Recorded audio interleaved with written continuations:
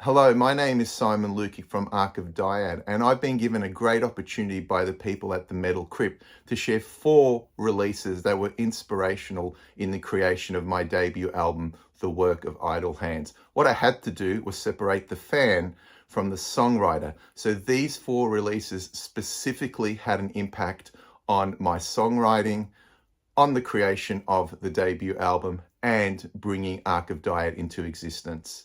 Let's begin, shall we? First up is Celtic Frost and their debut album, To Megatherion. Now, this was released in 1985, but I became a heavy metal fan in 1986. I went from Kiss to Iron Maiden to Metallica in a very short space of time when I started secondary school. And as is the case for many people at the time who discovered thrash, you wanted darker, more intense, more heavier sounds. Anyway, I was going through my usual record stores and I came across that album. At the time, I read it and I called the band Celtic Frost. We came to realize it was Celtic soon after. But anyway, I was mesmerized by the cover. I was mesmerized by the band photo, the font, the song titles, everything. I had one problem that day. I didn't have any more money. I'd already maxed out my funds. So I had to leave the album there. So what I did is I got the album and put it in a different section, thinking that would hide it. Many of us did it at the time. It worked, but mostly it didn't. Anyway, I went home thinking about the album, and over the course of the next week, I managed to round up the funds. Went back to the place. Thankfully, it was there, not in the place where I'd put it. And so I decided to buy it, of course. Went home, put it on the turntable, and side A to side B, when I got to the end, my jaw just dropped. Here was a band that just sounded totally unique, totally different. And I think that's one of the reasons why this album inspired me with DYAD. Celtic Frost at the time just had an attitude of being as unique as possible, standing out on their own, not following trends, and doing what they wanted to do. The music was, and I don't mean this in a negative way, there was a primitive sophistication to the sound, the arrangements, etc. Tom G. Warrior's vocals were such a huge influence and so unique. And what I realized and learned from that album was you can do what you want to do, you can have your own vision, and you can sound the way you want to sound. So thank you, Celtic Frost. I was a fan from that moment on. It was amazing going through the whole back catalogue at the time with the 2 EPs and then moving forward as a fan. But To Megatherion showed me that you can stand out from the crowd and try and be as unique as possible. A hugely influential album. Up next is Anacrusis and their 3rd album, Manic Impressions, released in 1991. Now, this was a band that started off in the thrash metal vein, then over the course of their 4 albums, gently and creatively pushed the envelope of their sound. And what makes that album particularly influential to me is the songwriting, the way they structured their verses, their choruses, the way they put interesting bridges in there, always focusing on hooks. And one of the big reasons is vocalist, guitarist, lyricist, main songwriter Ken Nardi in multiple ways. First, lyrically, he created some amazing lyrics that focused on the world around him, some interpersonal situations, and that's the way I write in DYAD. Also, his vocals were immense, and I'm no way as versatile as Ken, but there was one element that I really linked onto when I first heard them, and that was his whispery tone. And if you listen to The Work of Idle Hands, you'll notice that that's the way I approach the music. I've pushed it to the fore. I cannot sing like Ken. I think he's totally unique, but that element of his style was one that I adopted and wanted to really make it a feature of DYAD. Anacrusis were just ahead of their time and phenomenal. And when it comes to a band that's underrated, I rank Anacrusis as one of the most underrated bands in the heavy metal scene. Go check out Manic Impressions, their whole back catalogue for that matter. And if you do listen to The Work of Idle Hands, hopefully you can see elements of Anacrusis' sound in the songs. Up next is Symbolic by Death, released in 1995. I'm a huge Death fan, have been ever since I heard Scream Bloody Gore back in the day. When Chuck took a little bit of a detour with Human, I was on board. I thought it was the right decision. But with Symbolic, I believe it's the culmination of what he wanted to create. with death.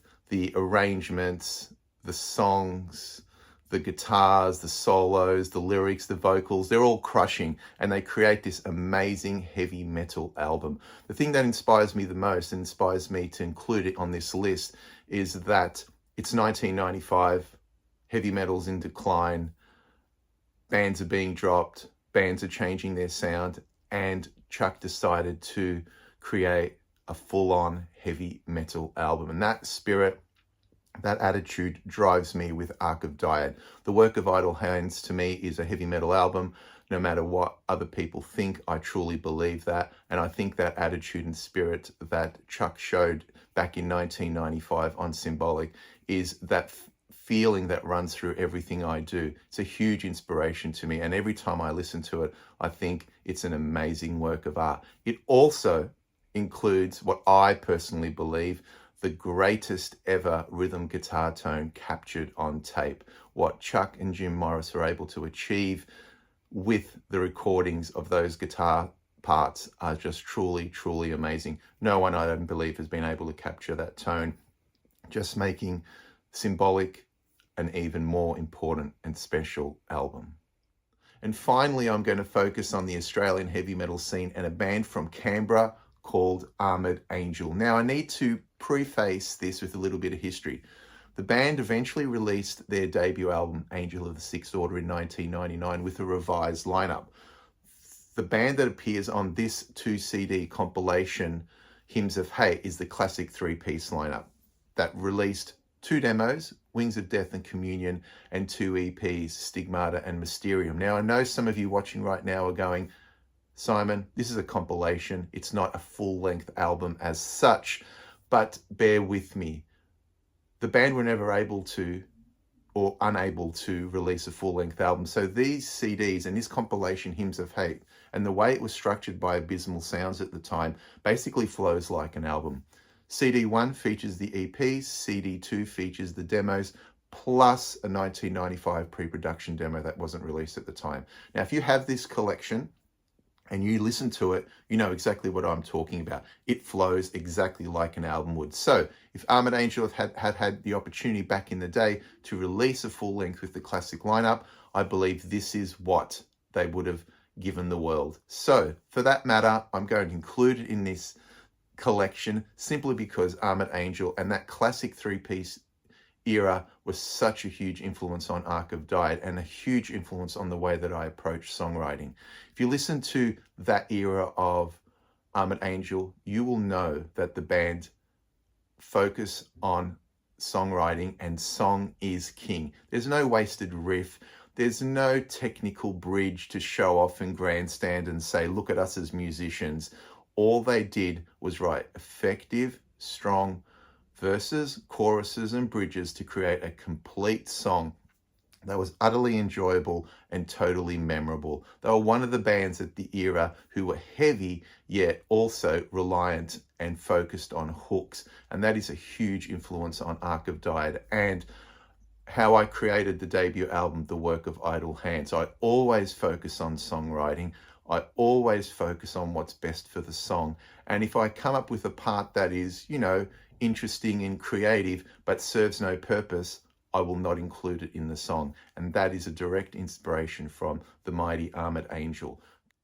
So there you have it, 4 inspirational albums by 4 amazing bands that helped shape the sound of Ark of Dyad and the creation of the debut album, The Work of Idle Hands. Thank you for watching, and a massive thanks goes out to the Metal Crypt for giving me this opportunity to share this music. My name is Simon Lukic from Ark of Dyad, and I hope you take the time to give my debut album, The Work of Idle Hands, a listen.